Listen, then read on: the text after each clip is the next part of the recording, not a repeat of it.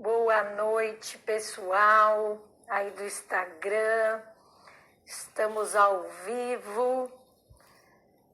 Bem-vinda, Bia.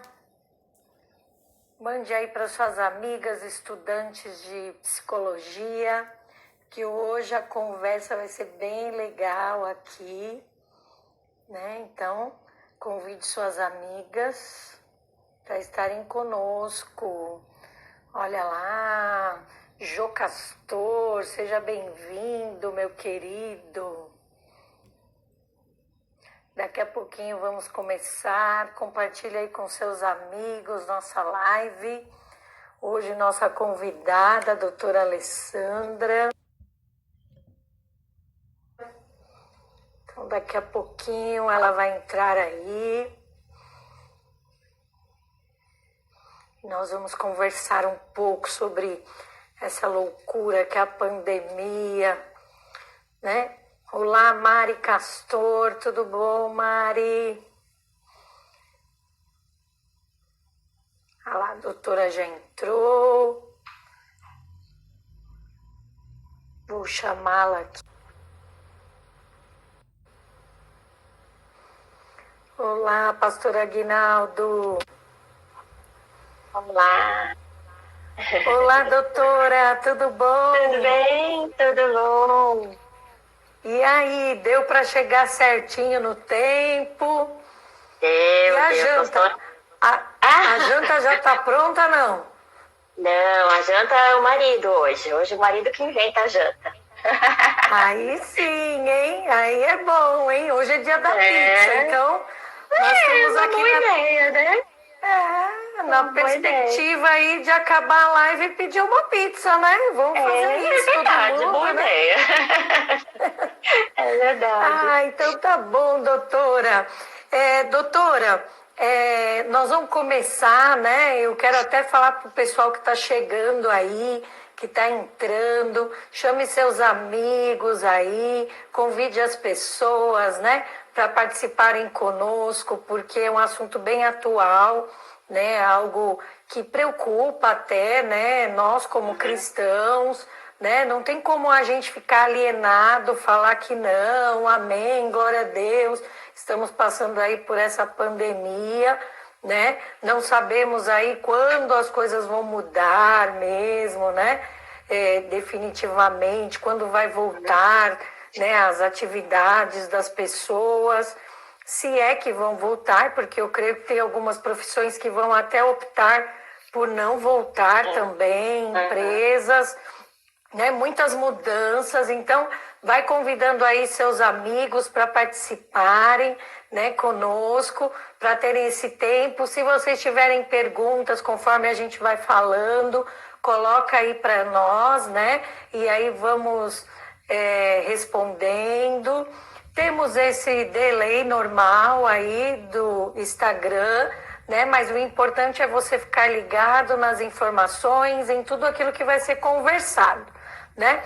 E eu já quero começar aqui com a doutora Alessandra, apresentando ela. Ela é uma psicóloga, né? Começou aí, doutora, há quanto tempo, né, como psicóloga? Você fala pra gente. E assim, eu lembro que a psicologia, ela não era uma profissão assim que todo mundo queria ser, né? Hoje a psicologia já é mais divulgada, já é mais recomendada, né? Tanto nas escolas, as empresas, né? No RH, família e até mesmo a igreja, né? Coisa que antes você não via, essa abertura também da igreja com a psicologia, e hoje ela existe. E quando você desejou ser psicóloga, como que foi essa escolha, assim? Teve um clique, teve um dia, ai não, olha, vou ser psicóloga. Como que você escolheu e quanto tempo que você atua na psicologia? Então, primeiro eu queria dar boa noite para todo mundo, né, que já chegou. Agradecer o convite, né? É uma alegria para mim estar aqui, né, com vocês. E espero que esse nosso tempo seja bem agradável, né? Bem descontraído. E aí eu vou contar um pouquinho para vocês, então. Eu sou formada há mais de 20 anos, há 21 anos. Então, na época, né, psicologia realmente era uma coisa, assim, bem diferente do que é hoje. Na minha época, por exemplo, tinha muito preconceito em relação a essa profissão. Então, as pessoas achavam que a terapia era só coisa para doido, né? Ou então só para pacientes psiquiátricos. Então, até a procura por esses casos era muito pequena. O mercado de trabalho era muito difícil até, né? Era só a psicologia clínica e olhe lá, né? Assim, ainda era muito caro na época, os convênios não cobriam. Então, era uma profissão bem difícil, né? Mas eu, como toda adolescente na época de ensino médio, para escolher profissão, eu quis fazer de tudo antes da psicologia. Então, eu já quis ser arquiteta, já quis ser jornalista, já pensei em várias coisas. Mas no terceiro médio mesmo, então aí fica até a dica para os adolescentes que ainda não estão certíssimos da profissão, calma, que a coisa acontece. Aí eu decidi, assim, fazer porque eu queria alguma coisa na área, assim, de ajudar as pessoas. Eu sempre tive um pouco esse perfil, assim, de conversar, de ajudar, de ouvir. Então, quando eu conheci, né, como era essa profissão, eu achei que tinha a ver comigo. Mas, assim, só uma impressão, não tinha certeza absoluta, não. Eu fui ter essa certeza depois, ao longo do tempo, que, assim, eu fui tendo clareza que era, acho que, a profissão que Deus queria que eu tivesse escolhido mesmo. Porque se eu fosse observar só as características da época, não ganhava bem, não tinha mercado de trabalho, não tinha apoio, né, das pessoas. Então, foi assim, né, a minha escolha. E aí, depois, ao longo do meu trajeto, é que eu fui tendo a certeza, realmente, que era a profissão que me faz feliz. Mas não teve nenhuma situação, assim, traumática, alguma coisa que daí fez você escolher? Porque, às vezes, por exemplo, a pessoa quer ser médica porque perdeu alguém da família, né? Teve um caso na família e os médicos não conseguiram resolver, aí a pessoa decide. No seu caso, não teve isso? Ou teve alguma coisa, assim, que aconteceu? Até teve, né? Eu costumo brincar que todo psicólogo aconteceu alguma coisa para escolher ser psicólogo, né? Não é assim, a pessoa está totalmente ali feliz, né? Com certeza todos nós, psicólogos, tivemos alguma experiência de vida, né, em que a gente se sentiu frágil, né, precisando de um suporte, precisando de um apoio, e justamente por estar desse outro lado, a gente identifica o quanto isso é importante, né? Então, eu tenho até uma história pessoal. Minha mãe faleceu, eu era muito criança ainda, então tem pano pra manga aí, né? Mas, assim, foi muito bom, porque eu consigo me colocar no lugar dos pacientes, né? Para entender isso, o quanto às vezes a gente precisa de ajuda, que sozinha a gente não dá conta das coisas. Mas, com certeza, sempre tem, né? Assim, a nossa história de vida sempre tem a ver com as nossas escolhas. Então, foi mais ou menos por aí a minha história. É uma profissão muito de você praticar uma empatia, né, com a outra pessoa, sentir o que ela está sentindo, né, se colocar no lugar da pessoa, né, pelo sofrimento que ela está passando e tal, né? Sim, com certeza. Até as pessoas falam, né, nossa, por que você escolhe uma profissão para ficar ouvindo o problema dos outros o dia inteiro, né? Todo mundo me pergunta isso. Porque, assim, para mim não é ouvir problema. Para mim é isso, é conseguir se colocar um tempinho no lugar da pessoa e ajudar ela a resolver aquilo que ela precisa. Então, não é pesado, não é cansativo, é muito bom. Para mim é muito bom. É um chamado também, né, doutora? Já é o seu chamado também, né? Ai, que legal. E, doutora, teve algum caso desafiador para você, né, assim, que você poderia compartilhar a história com a gente sem expor a pessoa, alguma coisa assim que te chocou e através da psicologia você viu o resultado na vida da pessoa? Teve alguma coisa assim? Olha, não teve assim nada grave, né? Graças a Deus, assim, os casos que passaram por mim, assim, se resolveram, né, em boa parte. Mas eu acho que, assim, não tem um caso desafiador, mas eu acho que cada caso é muito desafiador, né? O que eu acho é que, por exemplo, assim, existem algumas características que fazem com que o tratamento fique bem mais difícil da pessoa melhorar. E eu seleciono para falar para vocês, assim, como desafiador, quando não depende só do paciente para melhorar. Quando ele depende da família, né? Quando ele depende, às vezes, da esposa, do esposo, dos filhos, dos pais. E, às vezes, o paciente está disposto a melhorar. Ele faz tudo o que ele pode para melhorar, mas o limite bate nessas pessoas. Então, eu tenho experiências, assim, de chamar a família, de conversar individualmente com cada um, orientar. E aí, sim, a gente vê um resultado. Então, aí a gente vê que, às vezes, não adianta só a pessoa. Tem que ter a ajuda da família, porque, às vezes, por mais que ela queira, ela é um centralizador de um problema familiar. Às vezes, não é nem só o problema da pessoa. Então, esse eu acho mais desafiador, quando a gente precisa que outras pessoas também participem para que a mudança aconteça. Entendi. Cada caso é um caso, né? Cada problema aí, um problema, as pessoas reagem de formas diferentes, né? As situações. Ainda não entramos aí no assunto da pandemia, mas a gente vê as posturas diferentes, né? Que cada um vai tendo nessa situação, né? E não tem aquele que é o mais certo, aquele que é o mais errado, né? Mas realmente cada um reage de uma forma, cada um vê as coisas de um jeito. E quando precisa ter a família, quando precisa que a outra pessoa também mude, né? Aí já é mais complicado mesmo, que não é só o paciente. Entendi. Doutora, e casa de ferreiro, o espeto é de pau? Né? Tem esse ditado que fala isso. E você, como psicóloga, você consegue analisar sua família? Como que é essa situação, assim? Quando as pessoas têm um comportamento, aí você já fica imaginando na cabeça uma forma de aconselhar, de falar para a pessoa. Como que é em casa, assim? Né? E por que esse negócio de que vocês não podem tratar pessoas que vocês conhecem? Se eu quiser uma psicóloga, eu não posso ir com você porque você me conhece, digamos assim. Por que tem isso na psicologia? Sim. A primeira pergunta, né, se a casa do ferreiro é espeto de pau, é de pau. É verdade isso. Né? É verdade, porque assim, na verdade, é claro que a gente, por fazer o curso de psicologia, a gente aprende algumas coisas, né, assim, como agir com os filhos, como a gente orienta outras pessoas, é óbvio que a gente sabe também, né? Mas existe uma diferença muito grande entre o aspecto emocional da pessoa e o racional. Então, quando a gente está cuidando de um outro paciente, o que acontece? Você está utilizando o seu aspecto racional. Então, você está de fora da situação e está ajudando, está orientando, está enxergando a situação de uma forma racional.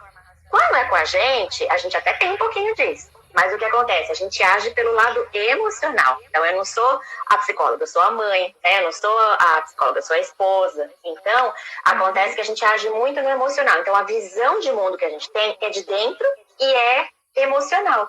Então, isso interfere, assim, para a gente não agir exatamente como precisaria, né? Então, por isso até que quando nós precisamos de ajuda, ou nossos filhos, né, enfim, nossa família, a gente também tem que procurar não existe autopsicólogo, né, não dá para se tratar, vamos dizer assim. Autoclinicar. Isso. E em relação a não poder atender alguém conhecido, é exatamente por essa razão, porque, por exemplo, eu não posso atender uma pessoa que eu conheço pessoalmente, porque eu vou entrar com esse lado emocional, eu vou entrar com essa visão, eu já faço parte da vida daquela pessoa, então eu já vou olhar a situação de dentro do problema, né? E quando é uma pessoa que eu não conheço, eu não tenho convívio, eu tô neutra. Então, eu venho por fora. Então, é uma visão mais racional. Então, é justamente por essa questão, para a gente não misturar um pouco essas questões. É claro que, por exemplo, em alguns casos, a gente até tem uma certa proximidade. Eu conheço, assim, né, alguém amigo de alguém, às vezes alguém da igreja. E aí dá para atender, porque nós não temos um convívio, um relacionamento. Então dá para você, né? Mas aí vai muito também do bom senso do profissional, né? Se ele identificar que não tem, assim, que tem um envolvimento pessoal, então é melhor indicar para um colega, né? O que é muito legal. A gente tem uma rede de colegas que a gente confia, que a gente pode indicar e trocar aí o paciente. Ai, legal isso. E, doutora, agora entrando no assunto da pandemia. Você como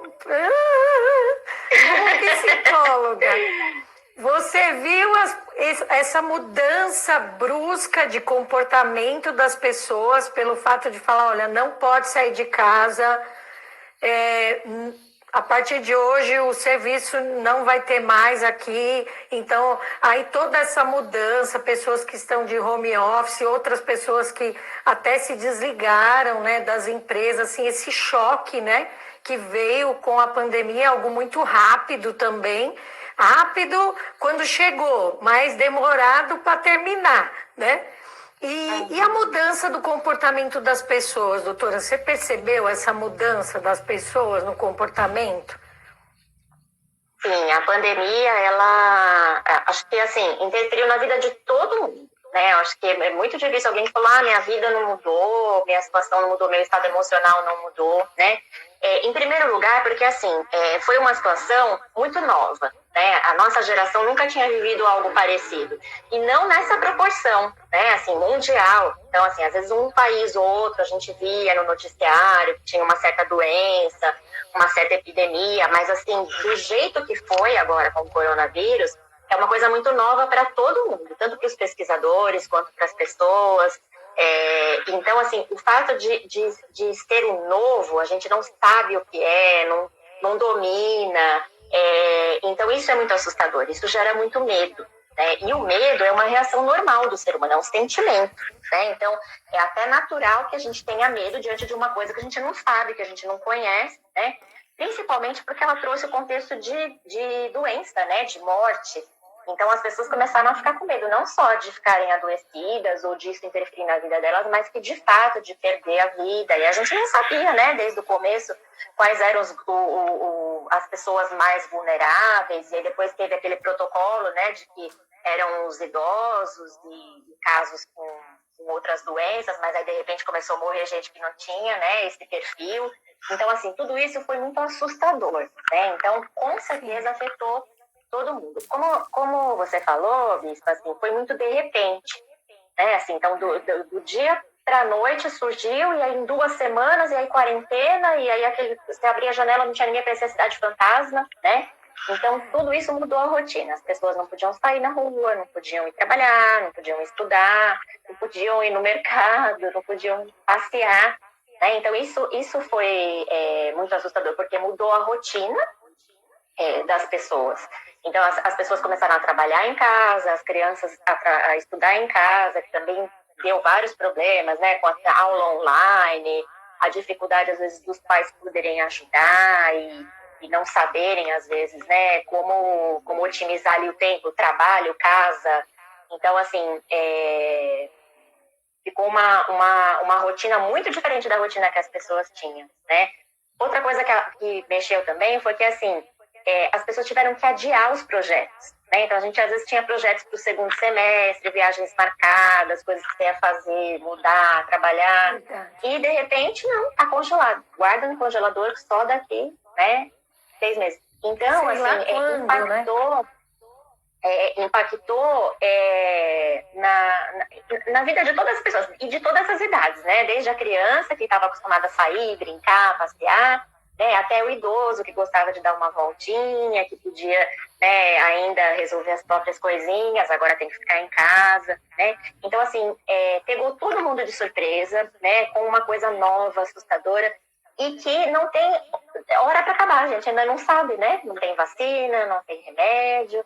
Então, isso é muito assustador, porque além de ser uma situação que a gente não entende, a gente não tem o controle. E isso é o que assusta mais o ser humano, a gente não ter o controle da situação.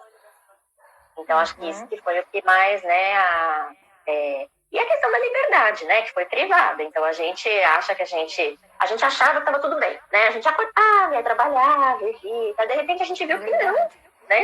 Porque, assim, a gente não tem a liberdade que a gente achava que a gente tinha, a gente não tem o controle, não está tudo bem, né? Parece que o ser humano, ele não estava preparado para isso, e ao mesmo tempo, assim, como não estava preparado para isso? Um vírus pode aparecer a qualquer momento.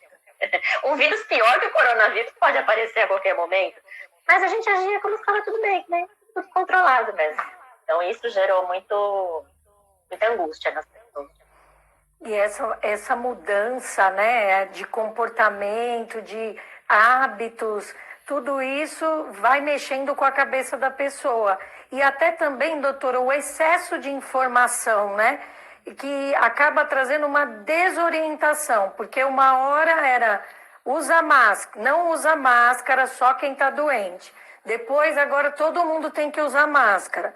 Aí não saia de casa. Aí depois saia se precisar sair, né? E aí fica esse conflito, né, dentro. E se eu sair? Eu lembro que nos primeiros dias eu precisava fazer alguma coisa fora. Quando eu voltava, eu estava ofegante. Sabe assim, com falta de ar. Parecia que eu estava com falta de ar. Mas eu entendo que era algo até psicológico, porque no começo não tinha que usar a máscara. Aí você saía, você já achava que você... Nossa, será que eu peguei alguma coisa, né? Ah, tudo bem, o álcool gel. Ah, vamos usar. Aí, às vezes, eu passava álcool gel, me sentia com falta de ar por causa do álcool, cheirando álcool. Aí eu pensava, não, eu vou só lavar a mão. E isso né? Eu não sei as pessoas que estão aí, como que foi para você essa adaptação. Aí eu falava, não vou passar álcool gel, eu vou lavar a mão. Não, eu vou chegar, já vou tomar banho, pronto, né? Até que foi passando o tempo... E aí você vai vendo, não, eu preciso sair, eu preciso ir ao mercado hoje. Claro, a gente reduziu, né, as saídas, a pessoa que gosta muito de sair todo dia, eu já não estava saindo mais. E eu sou uma pessoa que eu gosto de sair, né, eu trabalho fora, então eu gosto de estar no meio das pessoas, né? E essa questão de, não, você só pode ir no mercado e na farmácia. Aí você pensa, na farmácia eu não tenho nada para comprar. Eu vou ficar indo no mercado todo dia? Não dá também, né? Para ir no mercado todo dia. Você não sabe se vai ter condições de ir depois. Então, assim, acabou mexendo mesmo com o emocional, né? Não, esse fato do comportamento, do hábito, acabou mexendo muito com o emocional, né? E essa informação aí descontrolada, né? Que uma hora pode, outra hora não pode, e uma hora isso é bom, aquilo é ruim. É bem complicado, porque como era uma situação nova, então nem mesmo os cientistas tinham certeza, né, no começo dessas informações. Então, tiveram muitas informações até opostas, né, que até gerou memes na internet, a mesma pessoa falando uma orientação e depois a mesma pessoa falando outra, né? Então, como que é isso? Então, acho que justamente... como era novo, até para os cientistas, eles foram divulgando conforme eles foram estudando, percebendo, e algumas orientações foram mudando. E outra, tem gente também que divulgou muita coisa que não tem conhecimento para estar falando, né? Então, assim, faz isso, faz aquilo, e muita opinião. Eu acho que não precisa, ou eu acho que precisa. Então, as pessoas ficaram sem referência. Porque, né, e ao mesmo tempo, as referências que nós temos muitas vezes interfere política, interfere questões.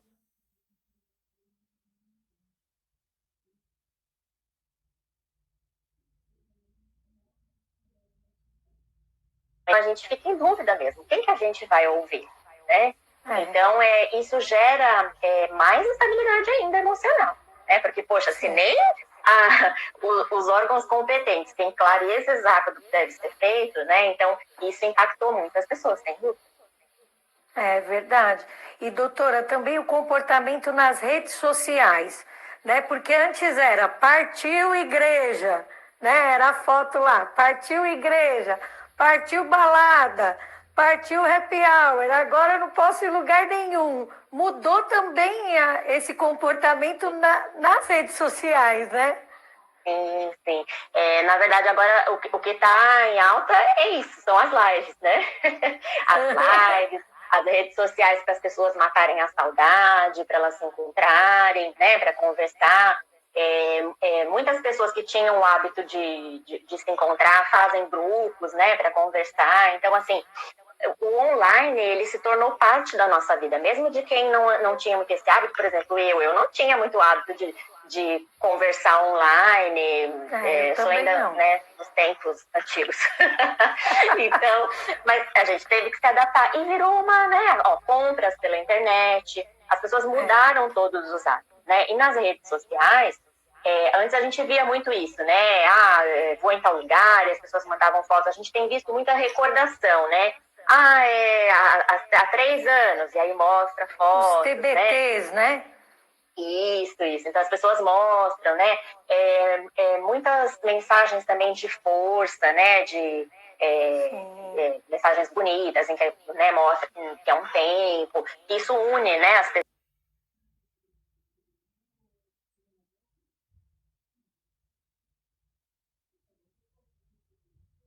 Mostra que é um tempo. Isso une, né, as pessoas.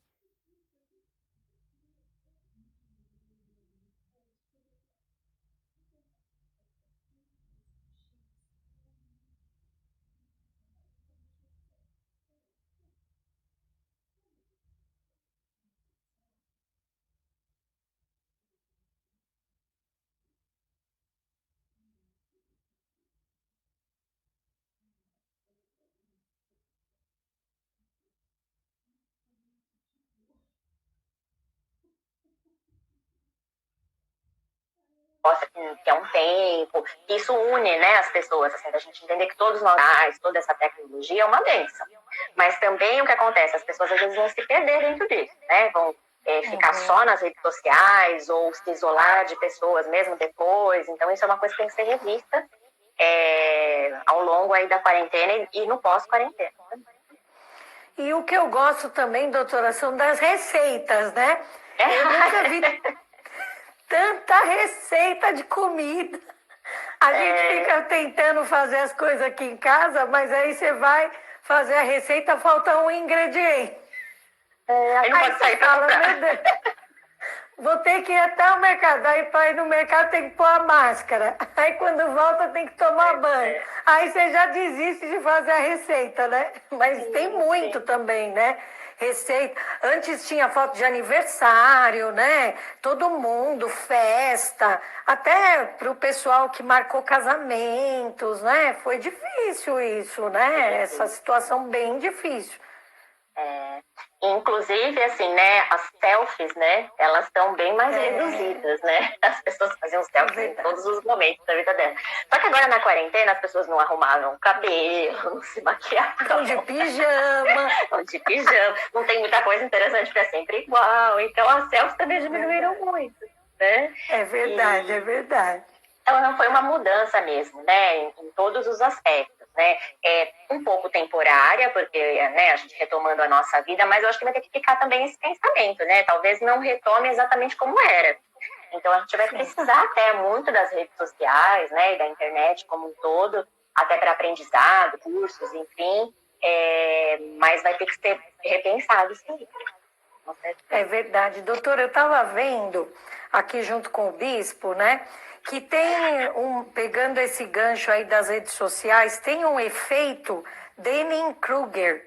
Não sei se é assim que fala, que eu sou péssima em pronúncia em inglês. Eu sou ótima em inglês, mas pronúncia eu sou péssima.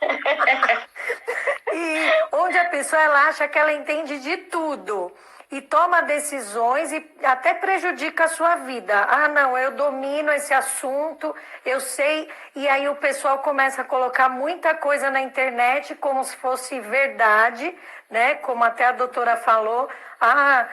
Algumas pessoas fazendo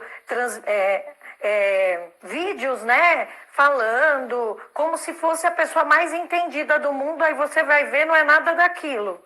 Né? Existe esse fenômeno, eu acho que agora ele está bem em alta, né? Bem alta. Esse efeito Dunning-Kruger, né?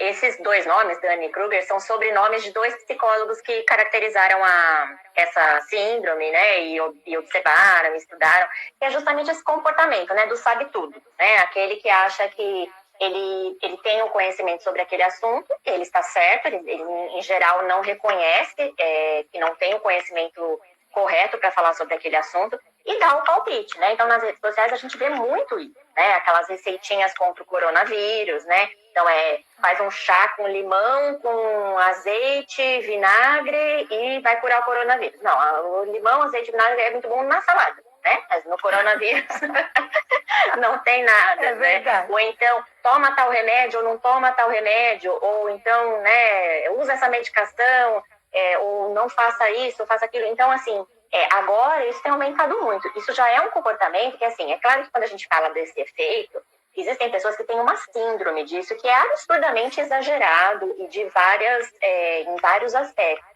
Mas a maioria das pessoas tem um pouquinho, né, dessa característica, assim, de sempre saber aquela coisa, um remedinho, uma dica, uma orientação, e não tem fundamento. Então, isso é muito perigoso, principalmente nos dias de hoje, que a fake news, né, a gente vê e aquilo que foi postado parece que é verdade, e não necessariamente é verdade. E sai distribuindo, falando para todo mundo, né?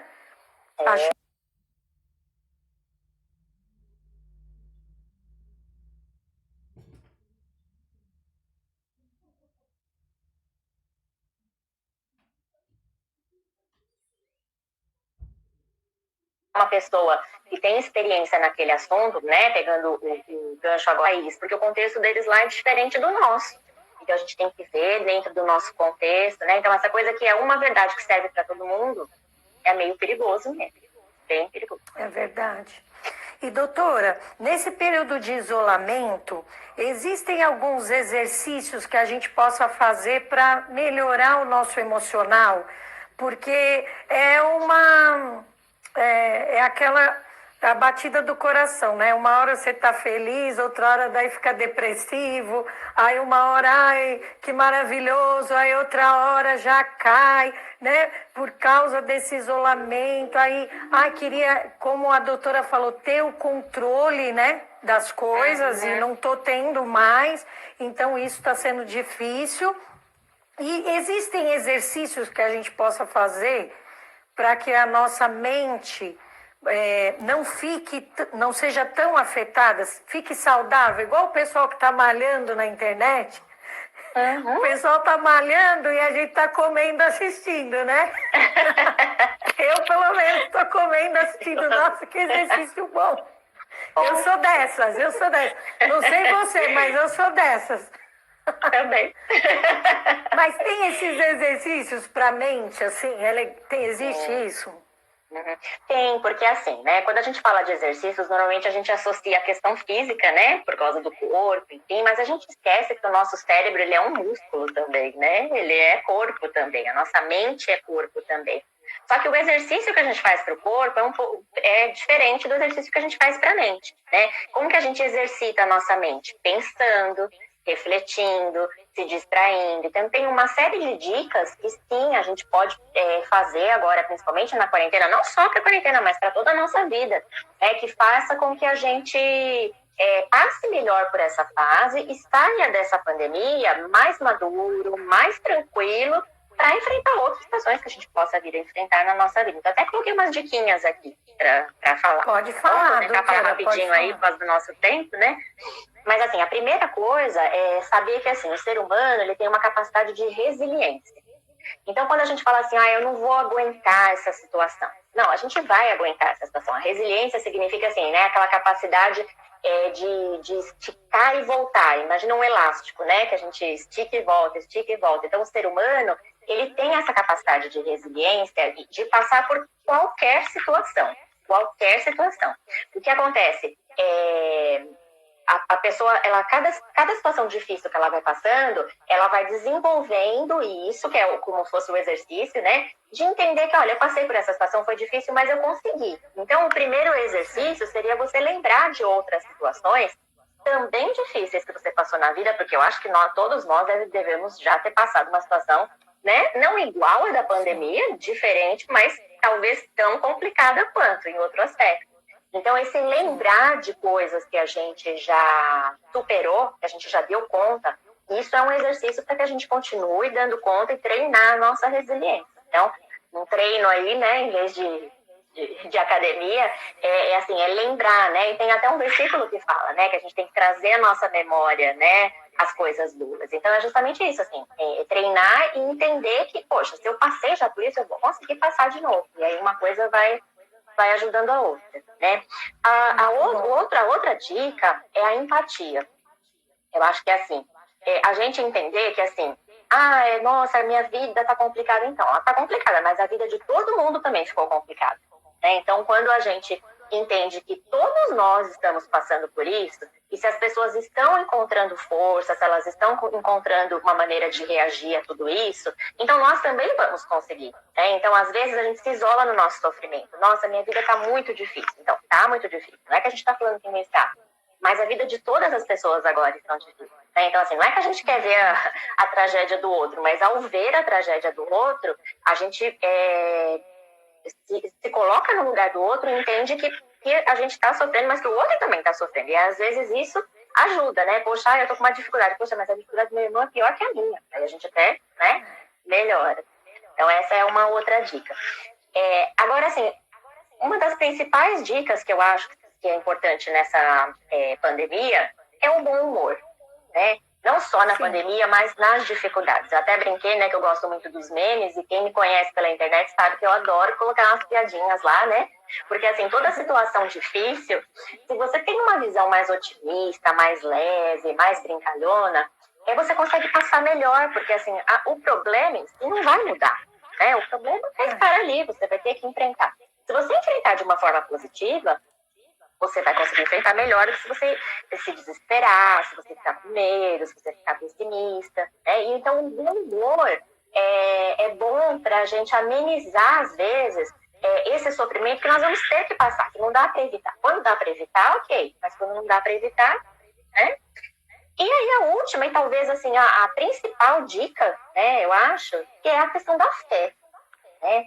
Assim, muitas vezes é um treino também, né? O nosso cérebro ele tende a agir primeiro emocional, né? Talvez um pouco racional e por último espiritual, né? Então, assim, eu acho que a gente tem que entender que a gente tem esse outro lado, nós somos corpo, alma e espírito, né? Então, nós temos esse lado espiritual que nós cremos, né? Nós cremos em Deus, nós sabemos que Ele está no controle de tudo. Então, se Ele está no controle de tudo, eu tenho que sempre estar com essa informação na minha mente, sempre me lembrando disso, né? Nossos exercícios mentais são sempre de lembrar, de refletir, para eu saber que não adianta eu ficar ansioso com agora, porque, né? Deus está no controle, Deus vai proteger, eu vou fazer a minha parte, Deus vai fazer a dele.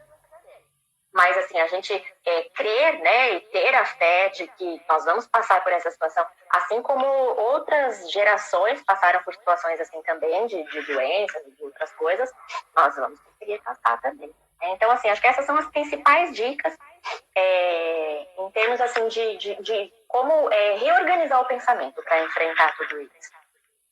Muito bom. E não só na pandemia, né, doutora? Sempre. Isso sempre. Muito bom.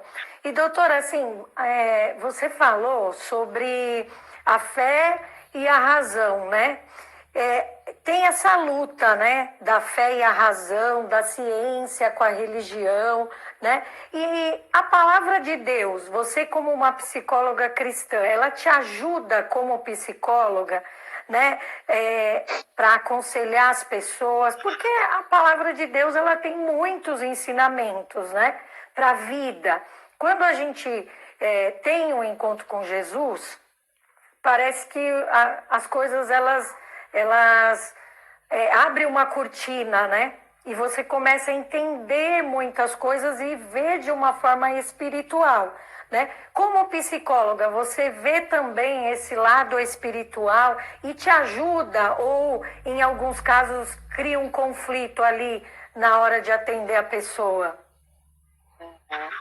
Não só ajuda, como é básico, né? Assim, é muito importante, né? Assim, quando eu comecei a fazer a faculdade, por exemplo, na faculdade foi muito difícil esse período, né? Essa questão da fé e da razão, porque para a psicologia e para os cientistas, né? Eles tinham muitos ateus até lá. Então, Deus era piada. Você falar de Deus, você pensar em Deus. Então, assim, quando eu aprendi na faculdade, a gente recebe muita informação, né? Muito conteúdo de pensadores e tal, mas você tem que peneirar, né? Porque, assim, tem coisas que não condizem com o que a gente crê, e tem coisas que, assim, na verdade, é exatamente aquilo que a gente crê. Exatamente. Então, eu costumo dizer que, assim, foi o nome a Bíblia, que está na Bíblia. Exato.